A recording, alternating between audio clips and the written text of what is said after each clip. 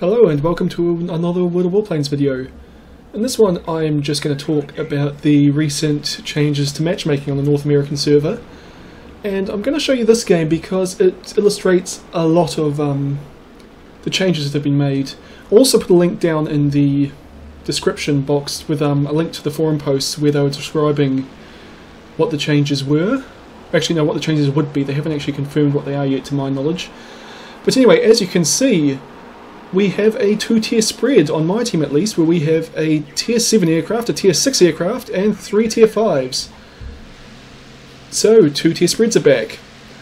The other thing is that the teams don't have to match up tier for tier. As you see, the enemy team has only tier 6s and tier 5s, but in exchange for that, the enemy team has one extra aircraft. That doesn't always happen, it's just in this instance, they've got 6, we've got 5. And then we've got 4 because our tier 7 aircraft just crashed.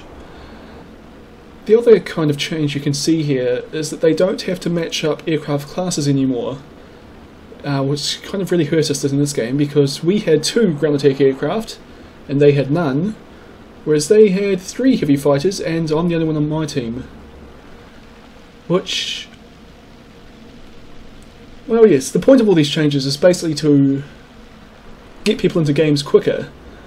But they've done it by kind of sacrificing balance, as you can see. This game was always going to be a hard one. Essentially it was 3 of our fighters versus 6 enemy fighters. And we were going to have to rely on our ground attack aircraft to get us a superiority lead and then survive. But that's going to be almost impossible now that our IL-8's dead. But I'm still just going to try and drag these guys down low and hope that my friendly Yak and Mustang can deal with them. But I don't think that's going to happen since I just saw my Yak go head on with a Bowfighter, but still, I've got to try. It's basically the only chance we have of winning. And, well, that's the downside of this, is that occasionally you get games like this where you're basically going to have a very hard time winning.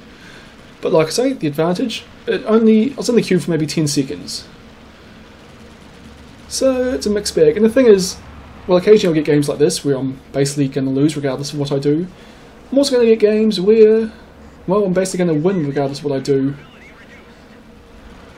So, I'm kind of not sure what to make of these matchmaker changes. I do like the reduced queue times, and I always like 2-tier spreads because I like flying my aircraft against really superior aircraft on occasion. But I also did like the kind of fairness of the old matchmaking. It's just a kind of, yeah, I suppose really what I think is that I like the changes. I think just pushed a little bit too far away from balanced.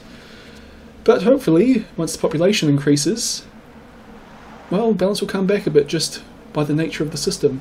Oh, there's one other big thing that they've changed, which I really like, is that they've got rid of 1v1 matches.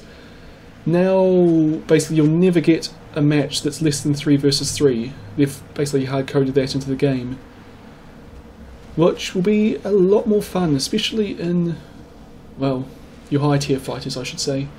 Well, anyway, we're obviously about to lose this game, and if you want to read more about the changes, they will be down in the description below. I hope you've enjoyed this video, and I'll see you all next time.